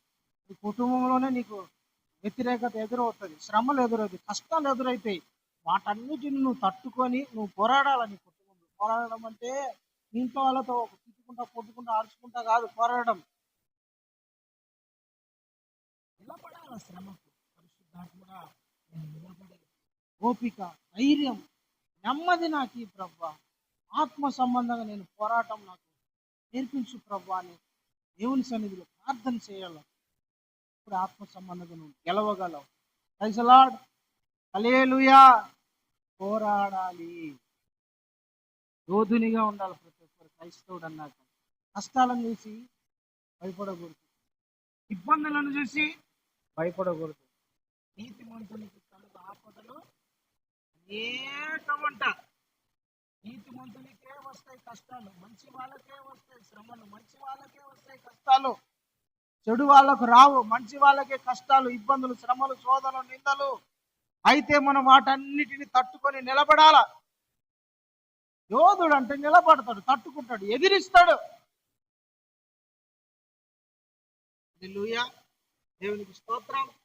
నా తోటి యోధుడు, నాతో కలిసి పోరాడిన వాడు. సేవలో ఎదురయ్యే కష్టాలను, సేవలో ఎదురయ్యే ప్రతికూల పరిస్థితులు, ఒకడు వస్తాడండి, వచ్చి ఏదో సేవకుని అనిపోతాడు, పాస్టర్ని అనిపోతాడు, లేదంటే సంఘాన్ని అనిపోతాడు, లేదంటే ఒక్కోసారి కొట్టడానికి కుదిరే వస్తారు. పాస్టర్ కొంటే ఇన్ని అవమానాలా, ఇంత కష్టమా నాయన? అయితే నువ్వు చెప్పినట్టు నేను ఆడింటాను పాస్టర్, నేను ఉండాలి, నీకు దండం. నాకు ఇంత కష్టం, ఏదో వచ్చినాం, ఆదివారం కూర్చున్నాం, ప్రార్థన చేస్తున్నాం, వాక్యం విన్నాం, ఏదో ఒక పాట పాడినాం, పోతాం, అంతే, ఓకే. కానీ నాయన నువ్వు తిట్టించుకునే నేను తిట్టించుకోవాలా, నువ్వు నిందలు పడితే నేను నిందలు పడాలా? నాకు ఇంత కష్టం, నాకు ఇంత భారం అవసరంలా. నేను శ్రమ పడను, నేను ఎప్పుడు సుఖజీవిగా బ్రతుకుతాను అనే వాళ్ళు పోరాటంలో ఉన్నారండి. పోరాటం అంటే నిలబడాలి. హల్లెలూయా, దేవునికి స్తోత్రం. నిలబడాలి. దేవుని వాక్య ప్రకారం బ్రతికేటప్పుడు, జీవించేటప్పుడు కొన్ని పోరాటాలు ఎదురైతే నిలబడాలి, ఓర్చుకోవాలి, భరించాలి. ఇప్పుడే యోధునివి, దేవుని సైన్యంలో చేరిన యోధునివి. మిలిటరీ లేకపోయినప్పుడు, ఆర్మీ లేక కానీ, మిలిటరీ లేక కానీ పోయినప్పుడు, లేదంటే ఈ పోలీస్ ట్రైనింగ్ లేక వెళ్ళినప్పుడు ట్రైనింగ్ ఇస్తారు. మిలిటరీ ట్రైనింగ్ అయితే చాలా ఘోరంగా ఉంటుంది. పోలీస్ ట్రైనింగ్ అయినా కొంచెం అటు ఇటుగా మనకు అనుకూలంగా ఉంటుంది, కానీ మిలిటరీ ట్రైనింగ్ మటుకు చాలా ఘోరంగా ఉంటుంది. మిలిటరీలో మళ్ళా ఇంకా హై క్యాడర్స్ ఉన్నాయంట. బ్లాక్ కమాండ్ అని, లెఫ్టినెంట్ కర్నల్ అని, ఇట్లా కొన్ని క్యాడర్స్ ఉన్నాయి. ఆ స్టేజ్లో పోవాలంటే ఇంకా ఘోరమైన కఠినమైన పరీక్షలు ఉంటాయి, పోరాటం ఎదురవుతుంది. 50 కేజీల మూట మీద బరువు వేసుకొని దగ్గర దగ్గర ఒక 40 కిలోమీటర్లు నడవమని చెప్తారు. నైట్ నిద్రపోకు, 2-3 రాత్రులు నిద్రపోలేరు, మేలుకొనే ఉండాలి. కావాలంటే ట్రైనింగ్, ఆర్మీలో ట్రైనింగ్ అనమాట. నిద్రపోకూడదు, మేలుకొనే ఉండాల. 3 రాత్రులు 3 పగళ్ళు. కళ్ళు చాలా భారం అయితే పోరాటం. పడుకున్నాడు అనుకోండి, పడుకొని నిద్రపోయినాడు అనుకోండి, రిజెక్ట్ చేస్తారు అంతే, బ్లాక్ కమాండ్. అంత కఠినమైన పరీక్షలు. నేను నిలబడలేనయ్యా అంటే ఇంటికాడ ఉండిపోంటారు. ఏమని దేవుని బిడ్డలారా, ఇది కూడా ఆత్మ సంబంధమైన పోరాటం. ప్రైజ్ ది లార్డ్, హల్లెలూయా. నిలబడిన వాడే యోధుడు. యోధుడైన వాడు దేవుని సేవలో, పరిచర్యలో దేవుని కొరకు బలంగా వాడబడే సాధనంగా మారుతాడు. దేవుడు అలాంటి వాళ్ళను బలంగా వాడుకుంటాడు. ఎట్లుండాలని కోరుకుంటాను? యోధుడిగా ఉంటావా? పోరాటం చేసేవాడుగా ఉంటావా?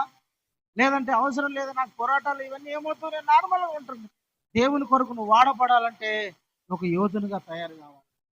దేవునికి స్తోత్రం, హల్లెలూయా. 7-8 విషయాలు చెప్తాడు ఎపఫ్రోదితు గురించి. నా జత పనివాడు, తర్వాత నా దూత. ఎవరంట అతను? మీ దూత, మీ కొరకు పంపబడిన వాడు. దూత, ఏంజల్ అంటారు కానీ ఇంగ్లీష్లో, తెలుగులో అయితే స్వచ్ఛమైన భాషలో అంటే రాయబారి, అంబాసిడర్, రాయబారి. మీ కొరకు పంపబడిన రాయబారి, మీ కొరకు వచ్చిన దూత, దేవునికి మీకు మధ్య రాయబారి లాంటి వాడు. హల్లెలూయా, దేవునికి స్తోత్రం. ఈ ఎపఫ్రోదితు ఎవరై అంటే దూత, రాయబారి. దేవునితో ప్రజలను సమాధానపరుచుకోవడం, దేవునితో ప్రజలను కనెక్ట్ చేసేవాడు, దేవునికి ప్రజలకు మధ్య ఉండేవాడే దూత. సంఘములో ప్రతి ఒక్కరు కూడా దూత లాంటి వాళ్ళు ఉండాలా? దూత లాంటి వాళ్ళు ఉండాలి. దూత ఏం చేస్తాడు? దేవుని దగ్గర నుంచి దేవుడు అంటే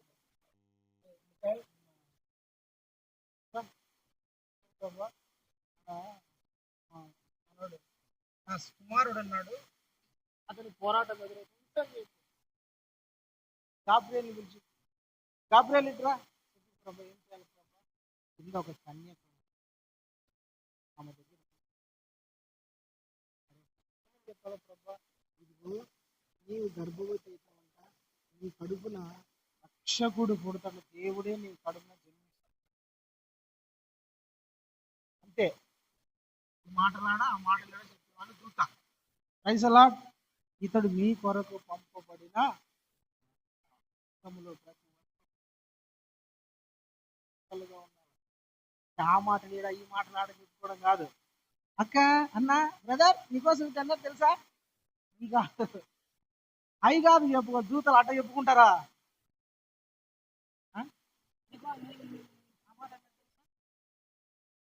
కొండలు చెప్పుకోవడం కాదు దూతకుండే లక్షణం.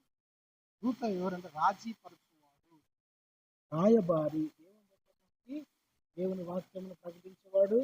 విన్నపములను తీసుకొని ప్రభు ఇదిగో నీ దగ్గర విన్నపములు పెట్టాడు ప్రభు, విన్నపములు పెట్టి ఇదిగో నెరవేర్చునాయన అని ప్రార్థన చేసేవాడు. దేవునికి స్తోత్రం, హల్లెలూయా.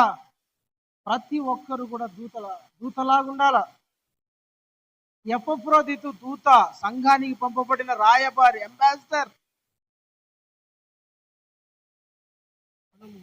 ప్రజల పక్షంగా ప్రార్థన చేయాలి. దేవుడు మనల్ని ఎందుకన్నా మీరు ఈ మాటలు మనసులో ముద్రించి పెట్టుకోండి. దేవుడు మనల్ని ఎందుకు ఎన్నుకున్నాడు తెలిసిన?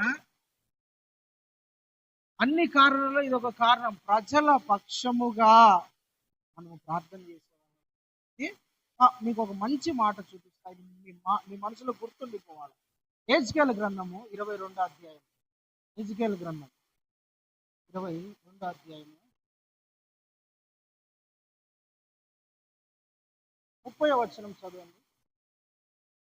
హెజ్కేలు గ్రంథము 22వ అధ్యాయం. నేను దేశమును పాడు చేయకుండానట్లు ప్రాకారమును తిట్టపరచుటకును బద్దలైన సందులలో నిలబడుటకు తగిన వాడెవడని నేను ఎంత విచారించినను, కావున నేను నా క్రోధమును వారి మీద కుమ్మరించుదును, వారి ప్రవర్తన ఫలము వారి మీదకి రప్పించి నా ఉగ్రత ఆగ్ని చేత వారిని దహించి వేతును. ఇదే ప్రభువు యెహోవా వాక్కు. అంటే నేను దేశమును పాడు చేయకోకుండా, వారి ప్రవర్తన ఫలము వారి మీదికి రాకోకుండా, వారి పాపమునకు శిక్ష రాకోకుండా, వారి అతిక్రమానికి వాళ్ళు పరిహారము పొందకోకుండా ప్రజలు రక్షించబడాలంటే ప్రాకారాలను దిట్టపరచడానికి, బద్దలైన బండ సందులలో నిలబడడానికి తగిన వాని కొరకు ప్రభు వెతుకుతున్నాడంట. అంటే ప్రేమని దేవుని బిడ్డలారా, ప్రజలు నశించిపోకూడదంటే పైన మీరు చదవండి, 25 నుంచి చదవండి. ఇప్పుడు కాదు, ఇంటికి వెళ్ళిన తర్వాత చదవండి. తర్వాత అక్కడ చాలా మంది ఎట్లా పొరపాట్లు చేసే వాళ్ళు, దేవునికి వ్యతిరేకంగా బ్రతికే వాళ్ళు, దేవునికి అయిష్టంగా బ్రతికే వాళ్ళు, ఎట్లా పడితే అట్లా బ్రతికే వాళ్ళ గురించి రాయబడి ఉంటది. ఇలాంటి వాళ్ళు మారాలంటే ఒకడు ఉండాలా, నా పక్షముగా నిలబడి ప్రార్థన చేసేవాడు ఒకడు ఉండాలా. దూత అంటే ఎవడు? ప్రజల పక్షంగా నిలబడి, ప్రవ్వా ప్రజలు నశించిపోతున్నారయ్యా, ప్రజలు పాడైపోతున్నారయ్యా, ప్రజలు చెడిపోతున్నారు ప్రభా, ప్రజలు నాయన లేని పని చెడు అలవాట్లకు బానిసలైపోతున్నారు ప్రభా, అయ్యా వాళ్ళు కాపాడబడాలయ్యా, అయ్యా వారు చేసిన తప్పుకు శిక్ష రానియద్దు ప్రభా, ఇంకొంచెం సమయమే నాయన మారుతారు ప్రభా, దయతో కనికరించు నాయన అని దేవుని సన్నిధిలో నిలబడి ప్రజల పక్షముగా ప్రార్థన చేసేవాడు దూత. ప్రైజ్ ది లార్డ్, హల్లెలూయా. దూతకు ఉండవలసిన క్వాలిటీ అది. దూత చేస్తాడు, రాయబారి అది చేస్తాడు. దేవుని దగ్గర నుంచి వాక్కుని తీసుకొచ్చి, అరే బాబు ఇట్లా బ్రతకడం కరెక్ట్ కాదు, దేవుడు శిక్షిస్తాడు, జాగ్రత్త, ఉగ్రత పొందుతావు, జాగ్రత్త, మారు మనసు పొందు, దేవుడు నీకు చెప్తాడు ఈ మాట చెప్పేవాడు. రెండోది అవసరతల గురించి ప్రార్థన చేసేవాడు. హల్లెలూయా. అహరోను కూడా అదే చేస్తున్నాడు కదా. ఇజ్రాయేల్ ప్రజల మీదికి దేవుని ఉగ్రత దిగి వచ్చి చనిపోతా ఉంటే మోషే ఏం చేశాడు? అహరోను ఇది అర్జెంటుగా ధూపార్తి పట్టుకొని దాంట్లో ధూపం వేసి చచ్చిన వారికి బ్రతికిన వారికి మధ్య ధూపం వేయి. 18 అధ్యాయం ఉంటుంది, సరే సంఖ్యాకాండంలో 18 అధ్యాయంలో ఉంటుంది. చచ్చిన వారికి బ్రతికిన వారికి మధ్య ధూపం వేయి. అంటే మరణము ప్రజలలోకి ప్రవేశించకోకుండా నువ్వు ధూపం వేయి, ప్రార్థన చేయి. ఇప్పుడు నా మాట ఒకసారి చదవండి. సంఖ్యాకాండం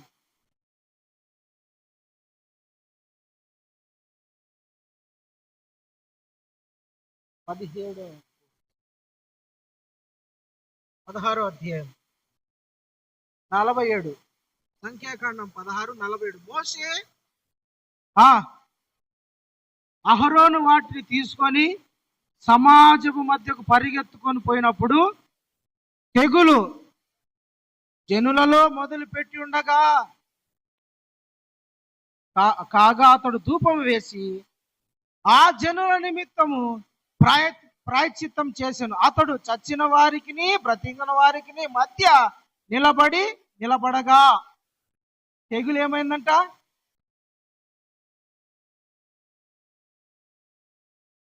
ప్రజలు చచ్చిపోతున్నారు. దేవునికి సేవకునికి విరోధంగా పాపం చేసి ప్రజలు చనిపోతున్నారు. ఉగ్రత వచ్చేసింది, దేవుని ఉగ్రత, కోపాగ్ని దిగి వచ్చేసింది. మోషే అన్నాడు, మోషే అహరోను అర్జెంటుగా ఈ మరణం ఇడితో ఆగిపోవాలంటే నువ్వేం చేస్తావు అంటే అర్జెంటుగా ధూపార్తిని తీసుకొని అందులో సామ్రాజ్యం వచ్చిన వారికి ప్రతి వారి మధ్య ధూపం వేయి అంటని వేస్తానే తెగులాడికి ఆగిపోయింది. అడిగి ఇంకా రాకోకుండా నిలిచిపోయింది. దేవుని పిల్లారా, తెగులను ఆపగలిగేవాడు, మరణమును ఆపగలగాల. దేవునికి ప్రజలకు మధ్యవర్తిగా ఉండాల. ఎపఫ్రోదితు దూతగా మీ కొరకు పంపబడిన దూత. హల్లెలూయా. సేవకుడు అంతా గుర్తుపెట్టుకోండి, దేవుని పక్షంగా పనిచేసేవాడు దూత. ప్రజలకు దేవునికి మధ్యవర్తి ఉండేవాడు దూత. నువ్వు కూడా ఒక దూతగా మారాలి. నీ కుటుంబంలో నువ్వు ఒక రాయబారిగా మారాలి. దేవునికి రాయబారిగా మారాలి. నువ్వు నీ సమాజానికి, నీ ఊరికి, నీ బంధువులకు, రక్త సంబంధికులకు, సంఘములో నువ్వు ఒక దూతగా మారాలి. ప్రజల ఏదైనా వ్యతిరేకత నీ చెవిలో పడిందా, వినపడిందా, అది లోకంలో స్ప్రెడ్ చేయకోకుండా, లోకంలోకి వెళ్ళకోకుండా అక్కడితో నిలబడే ప్రార్థన చేయాలి. ప్రభా, ఇదిగో ఈ నెగిటివ్ స్ప్రెడ్ అవుతుంది, ఈ వ్యతిరేకత, ఈ తెగులు, ఈ మరణము, లేదంటే ఏదో సమస్య ఎదురవుతుంది, వీడితో ఆగిపోవాల ప్రభా అని ప్రార్థన చేయాల. దేవుని పక్షంగా నిలబడాల, సంఘంలో నిలబడాల. దేవునికి స్తోత్రం. హల్లెలూయా. దూతగా వ్యవహరించాల, దూతగా మారాల. కొరింథీ పత్రికలో ఉంటాడు, మీలో తీర్పు తీర్చువాడు ఒక్కడైనా లేడా?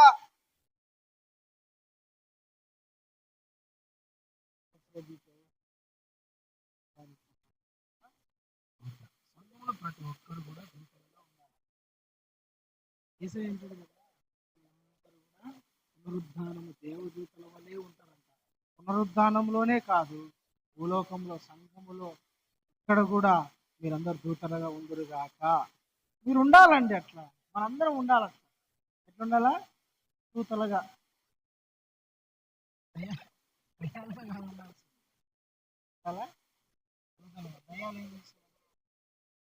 పెడతాయి, గొడవలు పెడతాయి. దయ్యాలుగా ఉండకూడదు, దూతలుగా ఉండాల. మారుదము గాక. పరిశుద్ధాత్మ దేవుడు అలాగే ఆశీర్వదించును గాక. మనమందరం కూడా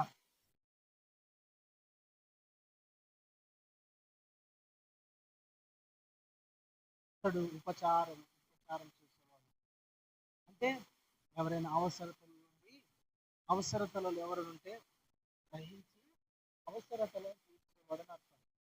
ఈ పత్రికలో కూడా ఉంటది కదా, మీరు ఉపచారము చేయ మరువకండి. పేతురు అత్త జ్వరంతో పడినప్పుడు యేసు ప్రభు పోయి పేతురు అత్తను స్వస్థపరిచాడు. చెయ్యి ముట్టాడు అంతే, వెంటనే ఆమెకున్న జ్వరము వదిలిపోయింది. ఆమె ఏమైంది? స్వస్థత పడింది, జ్వరం పోయింది. జ్వరం పోయిన వెంటనే ఏం చేసి తెలిసిన? ఉపచారం చేయసాగానని ఉంటది. ప్రభా ఉండు ప్రభా, నేను కాఫీ పెడతా, టీ పెడతా, ఉన్నాను, ఆగురు, భోజనం చేయను ప్రభా, ఇంటికి వచ్చిన నన్ను స్వస్థపరిచిన, భోజనం చేయనన్నా. పేతురు అత్త ఉపచారము చేయడం అంటే ఇతరులకు ఎప్పుడు కూడా మనం ఉపచారం చేసే వాళ్ళగా ఉండాల.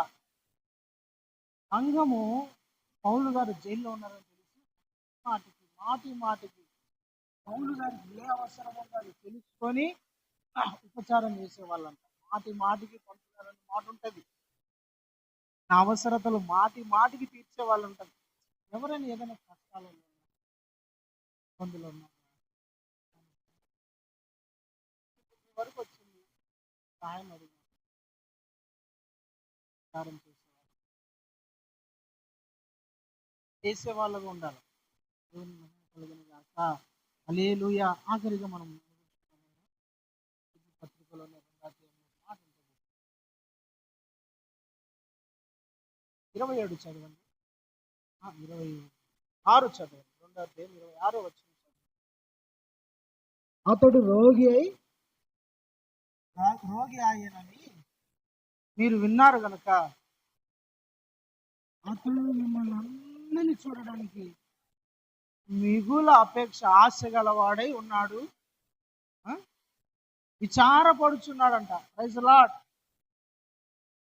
అతడు రోగమై ఉన్నాడు, రోగంతో పడి ఉన్నాడు, చావడానికి సిద్ధంగా ఉన్నాడు.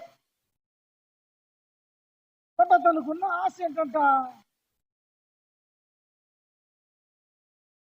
సంఘంలో ఉన్న ఎట్లున్నారు, సంఘాన్ని చూడాలి, సంఘంలో నేను ఉండాలి, సంఘంలో నేను సంఘం మీదనే ఉందంటే ఇతను ఆలోచన. విచారపడుతున్నారంటే ఎప్పుడు నిద్రలో దాని గురించి కలవరేయడం.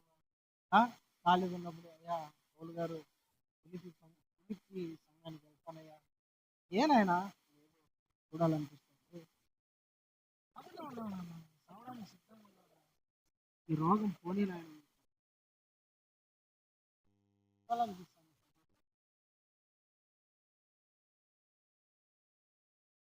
వాళ్ళు దేవుని కొరకు ఇక్కడ బ్రతకాలనిపిస్తుంది. పోతా నేను ఉన్నాను అంటాడంట, విచారపడతాడంట, అపేక్ష గలవాడు ఉన్నాడంట.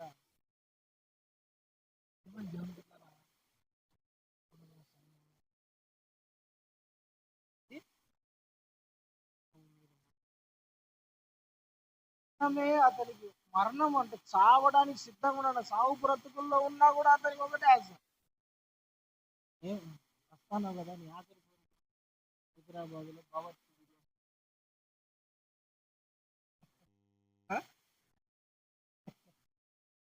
ఏదో పిచ్చి పిచ్చి కోరికలు వాళ్ళు అడగడమే అది చెప్పడం సరిపోయింది. ఏదంటే మంచి చీర ఒకటి తెచ్చి ఒకసారి వాళ్ళని చూసి చచ్చిపోవాలంటుందిరా. కొందరు పిచ్చి పిచ్చి కోరికలు అంటే నీ పెళ్లి చూసి మనవరాలు ఓకే. కొంతమంది వెరైటీ కోరికలు అడుగుతారు. నాకు తెలిసిన ఆయన ఒక ఆయన ఉన్నాడు, తాత చచ్చిపోతాను కదా నీ ఆఖరి కోరిక రాదా మేము తీరుస్తామంటే, అరే వైన్ షాప్ లేకపోయి ఒక కోటర్ ముందా ఇది ఏం కోరిక, దరిద్రపు కోరిక. ఏడైనా ఏడైనా చచ్చేటప్పుడు ఏదైనా మంచి కోరిక, ఇన్ని రోజులు నేను ఇతర ఇట్లా బతికినా ఈ రోజు నుంచి నేను నువ్వన్నా బాగా బతుకురా నాయన అని చెప్తాడు అనుకుంటే కోరిక అది పిచ్చి కోరిక. ఈ ఎఫ్రోది ఇది చావడానికి సిద్ధంగా ఉన్నాడు. చావడానికి సిద్ధంగా ఉన్నా కూడా ఆశ.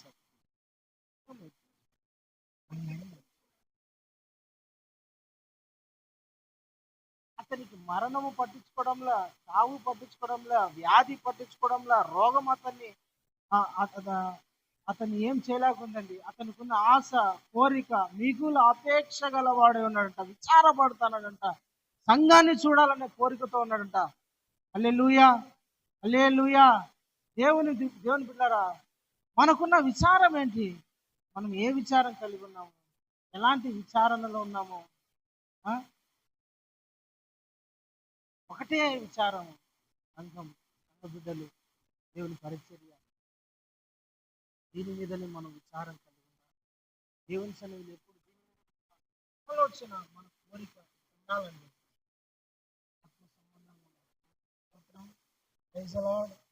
హల్లెలూయా. ఆఖరికి ఉంటుంది, క్రీస్తు పని కొరకంటే అతడు ప్రాణమును కూడా వార్త పని ప్రాణాన్ని కూడా లెక్క చేయడంలో దేవుని పని ముఖ్యం, పరిచర్య ముఖ్యం, దేవుని సేవ ముఖ్యం. దేవుని కొరకు నేను ప్రయాసపడాల. మనం అన్ని పనులు చేసుకోవాలా. దేవుడు ఏమంటుంటే నువ్వు ఏ పని చేసుకోకుండా సోమరిగా బతుకురా అని అన్నాడు. పని చేసుకో, ప్రయాసపడు అంటే దేవుడే చెప్తాడు. కష్టపడు, కష్టపడి పని చేయి. నీ కష్టార్జితముతో జీతం సంపాదించుకొని ఆ జీతములో నీవు, పిల్లలు, నీ భార్య, నీ కుటుంబము కష్టపడు, తిను, బాగుండండి. కష్టపడ్డం మాత్రం ఈ జీవన సంబంధమైన వాటి కొరకు నువ్వు పరిగెత్తకుండా దేవుని పరిచర్య కొరకు నీ గురి కలిగి గురి పెట్టుండ అంటాడు. ఒకడు యేసయ్య అంటాడు కదా 12వ అధ్యాయం లూకాసు వార్తలో, ఒకడు తన ఆస్తి విస్తరించుట వలన అది అతని జీవానికి మార్గం కాదంట. ఒకడు తనకు కష్టముతో ప్రయాసతో తనకు ఆస్తి కలిగి ఆస్తి పెరిగింది, అది అతనికి జీవానికి మార్గమేం కాదు. ఒకడు ఆస్తులు సంపాదించుకోవడం వలన అది జీవానికి ఏం కాదు. కష్టపడాలా, కష్టపడాలా, తినాలా, బాగుండాలా, సంతోషంగా ఉండాలని కోరుకుంటాడు. అయితే అదే గురి కాదు. గురి ఏంది? గమ్యం ఏంది? నీ ఆలోచన ఏంది? విచారం ఏంది? మనసు ఏంది? మనము బ్రతికినను చనిపోయినను క్రీస్తు వారమై ఉన్నాము. మనము ఏమి తిన్నా ఏమి తాగి దేవుని మహిమ కొరకే బ్రతకాలి, దేవుని కొరకే బ్రతకాలి. దేవుడు వాక్యం అట్లా యేసయ్య అట్లా చెప్పాడు. మీరు దేని కొరకు మీరు చింతపడద్దండి, దేని కొరకు చింతపడద్దండి, మీ చింత యావత్తు ఏనని చెప్పాడు. తర్వాత మీరు తిన్నాను తాగిన కొరింథీ పత్రికలో మీరు తిన్నాను తాగిన యేసుక్రీస్తు మహిమ కొరకు ఎవడు తన కొరకు బ్రతకడానికి వీల్లేదు. ఎవడు తన కొరకు చనిపోదు. ఎవరి కోసం చనిపోవాలి, ఎవరి కోసం బ్రతకాలని? యేసయ్య కోసం బ్రతకాలా? ఎప్పుడు కూడా మీ విచారణ ఈ భూ సంబంధమైన వాటి ఉంటే మీరు విచారణ పడతానే ఉంటారు. విచారణ అంటే దుఃఖం ఉంటుంది, చింత ఉంటుంది, బాధ ఉంటుంది, నష్టాలు ఉంటాయి. మీరేం చేయాలంటే దేవుని రాజ్యం మీద మీ మనసు ఉండాలా. హల్లెలూయా. దేవుని పని మీద మనసు ఉండాలి. మీకు తెలుసా లేదో, మీరు ఇవన్నీ రహస్యాలు. మీరు దేవుని రాజ్యం కొరకు కష్టపడ్డారు అనుకోండి, దేవుడు మీకు ద్వారాలు తెరుస్తాడు ఆర్థికంగా. దేవుని రాజ్యం కొరకు కష్టపడితే, దేవుని రాజ్యం మీద గురి కలిగి ఉంటే, దేవుని మీద చింత మీకుంటే మీ చింతలన్నీ దేవుడు తీరుస్తాడు. దేవుని కొరకు మీ ప్రాణమును సహితం లెక్క చేయలేదని మీ ప్రాణాన్ని దేవుడు కాపాడుతూ ఉంటాడు. ఇతడు సావడానికి సిద్ధంగా ఉన్నాడు కానీ చచ్చిపోయినాడా? అవలా. పత్రిక ఇచ్చి పంపించిన అతనితోనే కదా. Praise the Lord. మీరు ప్రభు రాజ్యం మీద, ఆయన రాజ్యం మీద ఆయన ఎట్లా చెప్పినట్టు బ్రతకడానికి ప్రయత్నం చేస్తే దేవుడు మిమ్మల్ని బ్రతికిస్తాడు. దేవుని రాజ్యం కొరకు కష్టపడితే మీ కష్టాలన్నీ దేవుడు తీరుస్తాడు. యేసయ్య కొరకు ప్రాణమును కూడా లెక్క చేయకుండా పరిచర్యలో మీరు పాల్గొంటే మీ ప్రాణాన్ని కాదు.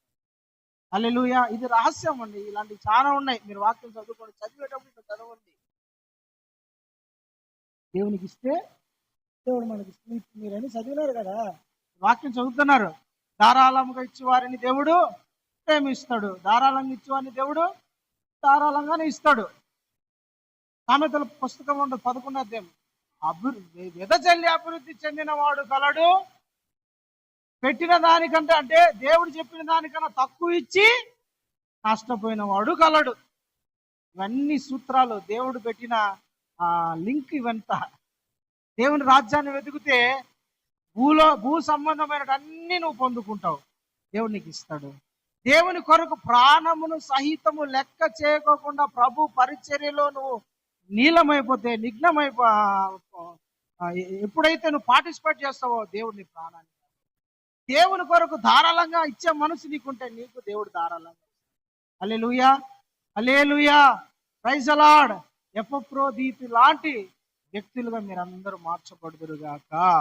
దేవుని కొరకు ప్రయాసపడి మనసు మరణము సహితము లెక్క చేయకోకుండా నా ప్రభు సేవ నాకు ముఖ్యం, నా ప్రభు పరిచర్య నాకు ముఖ్యమని ముందుకు వెళ్ళే మనసు మనకు రావాలి. తర్వాత సంఘము మీద విచారణ కలిగి ఉండాలి. దేవునిలో మనం నమ్మకంగా ఉండాలి. దేవుడు మనల్ని ఆశీర్వదించును గాక. ప్రార్థన చేసుకుందాం.